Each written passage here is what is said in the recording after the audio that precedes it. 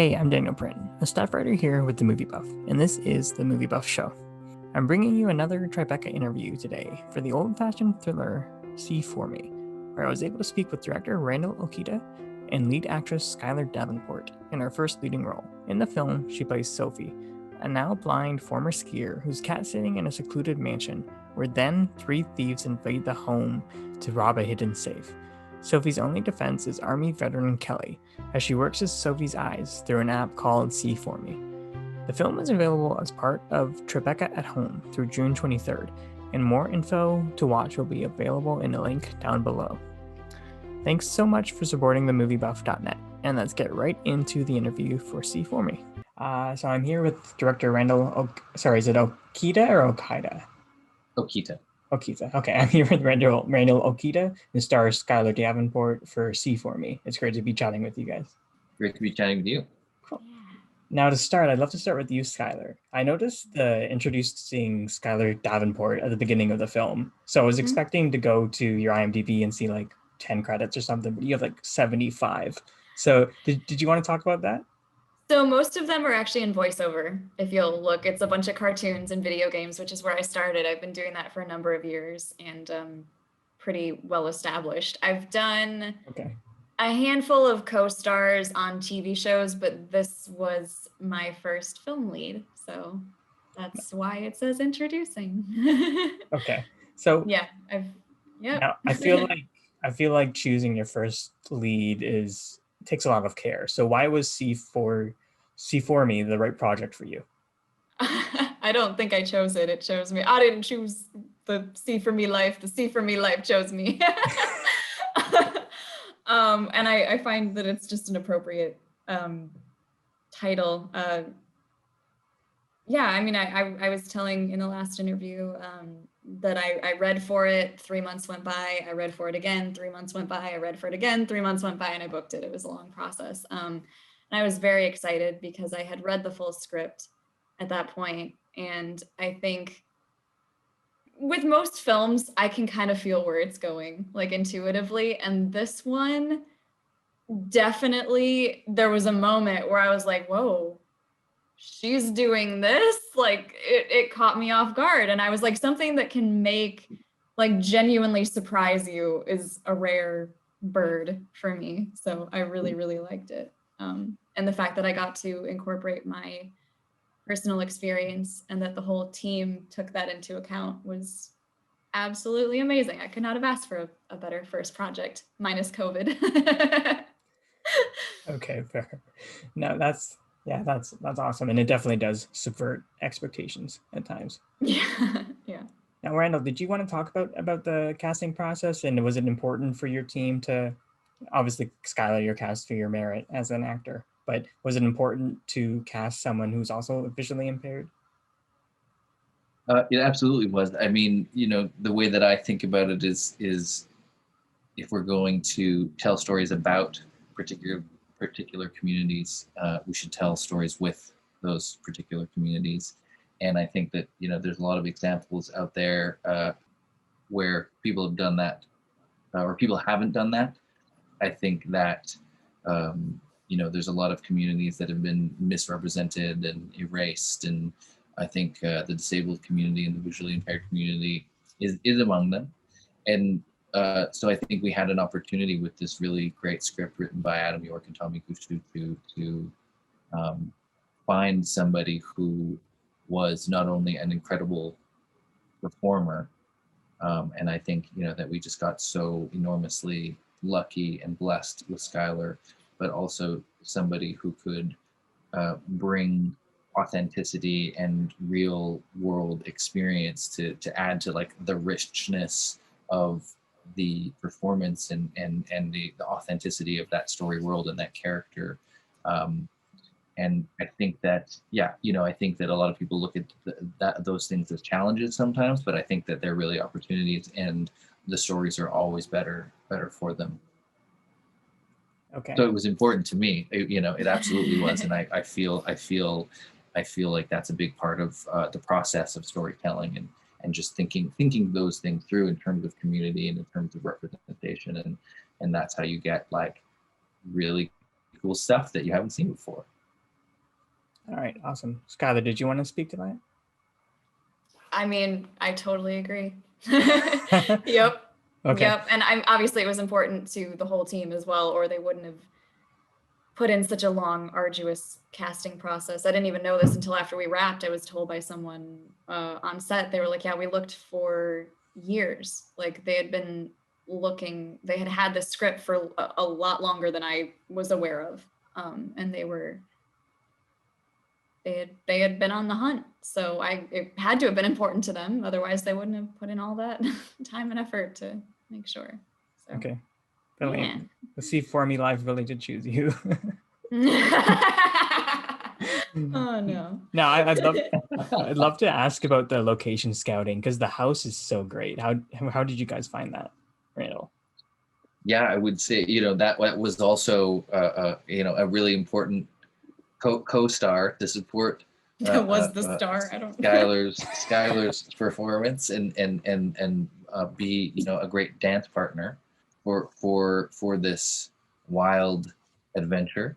It took a long time, and we really wanted to find a place that could highlight the nature of the story. So something that was complex and could house our cat and mouse chases, something that felt right tonally, to be wandering through in the evening. So the place we found, had a lot of wood, and so a little bit of warmth, but also a lot of glass and a lot of coldness and danger, and a lot of narrow, unique architecture that could house a hiding Sophie and some murderous invaders. Okay. Now you filmed it in Ontario, right? Yeah. Okay. I'm actually in Ottawa, so is it like by Toronto? It's about an hour, outside in Caledon is the place it's called. Yeah. Okay. All right, cool. So we definitely looked high and low all over, all over Ontario, all over the GTA for sure, and with the support of the team, we kept looking until we found the right thing, and I'm glad that we put in the extra time. Okay. Now, staying on the house, I love the intro to it. Like we're learning the house the same time that Sophie is, and also like I'm taking like mental notes of like, okay, what's going to come back later, like the greenhouse and the dead zone cell reception. So can you talk about like just depicting that in the direction and just showing us the house?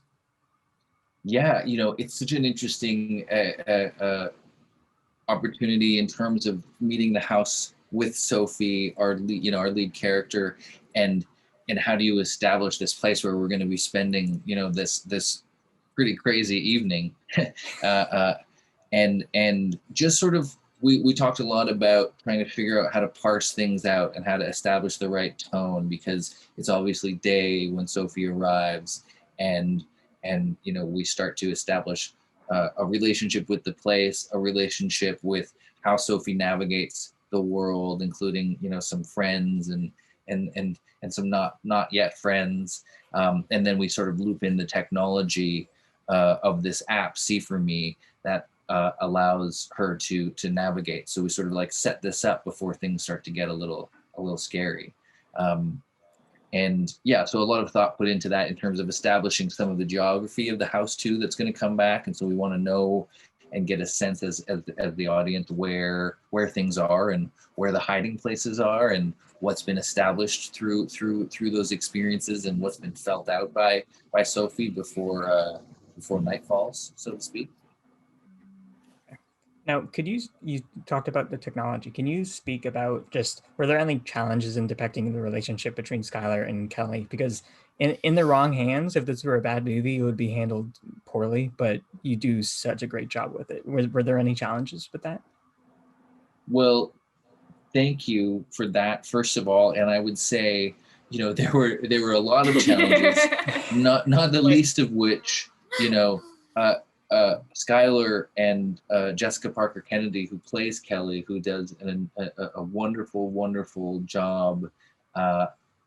They hadn't met. They weren't performing these scenes together, and specifically, Skyler was there reading lines for Jessica, but because Skyler had such a longer shoot time, there was nobody. There was no. We didn't have an actor performing. So it was continuity. It was first ADs.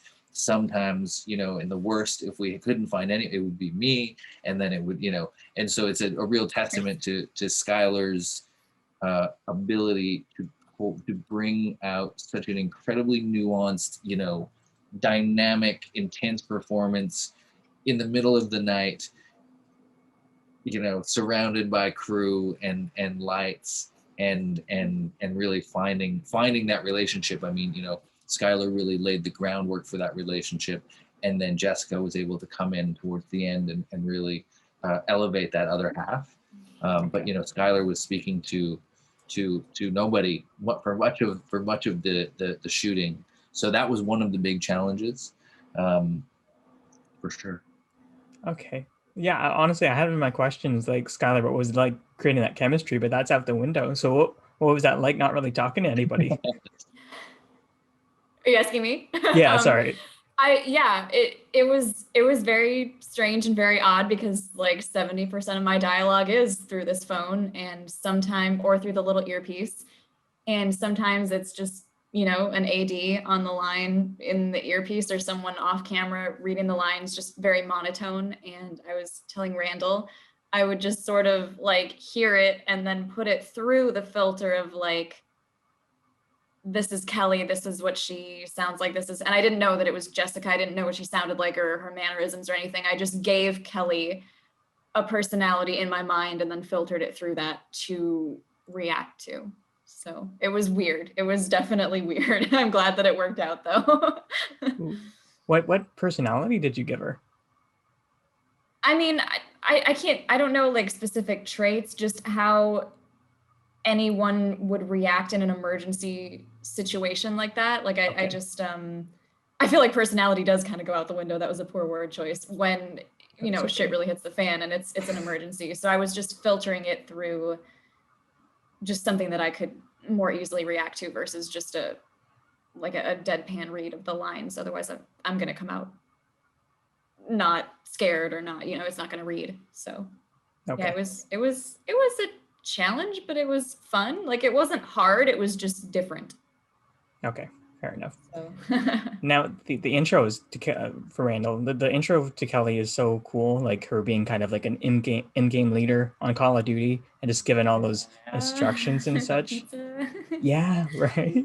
So like, was her character something that drew you to the script and the premise? Absolutely. You know, I think as much as this is a wonderfully unique kind of version of that, you know, this resistance that Sophie has to her own vulnerability, like, and wanting to be this fiercely independent force, you still need somebody to act against. And so Kelly is this really interesting, you know, also on a bit of an island, but has this really interesting character, has an interesting arc, and has these little these incredible you know, layers and backstory that we just get a little hint of. And you know, the gaming and the instruction and the military background, you know, just creates this really ripe, you know, interesting kind of situation for the chemistry between them. And you know, I love their relationship and how it evolves in the story. I really wanted to ask. I don't want to spoil who the big bad is, the actor, but I just want to ask, for casting him, did you cast him by voice, and what was it like getting him for the film? Because there's kind of a cool physical reveal later in the film.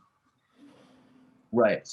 I think you can spoil it. I think it'll be out there. It's okay. All over. It's all over. Tim Coates, he's so great. Including his Twitter. Okay. But I think, you know, yeah, absolutely. You know, people, I think the word elevate is used a lot these days, but you know, Kim Coates really elevated this film with his performance of Rico. And I think, of course, his voice, you know, is so remarkably delicious and scary and captivating at the same time. And yeah, for all of the reasons that you know, he's so renowned as a performer, you know, he did a great job, and we were very, very fortunate to have him kind of bring this team together, or as that anchor of the big bad guy, for sure. Awesome. Cool. So director Randall Okita and star Skyler Davenport for See For Me. Thank you guys for chatting with me on The Movie Buff, and good luck with the Tribeca premiere. Thanks, Daniel. Nice to chat with you.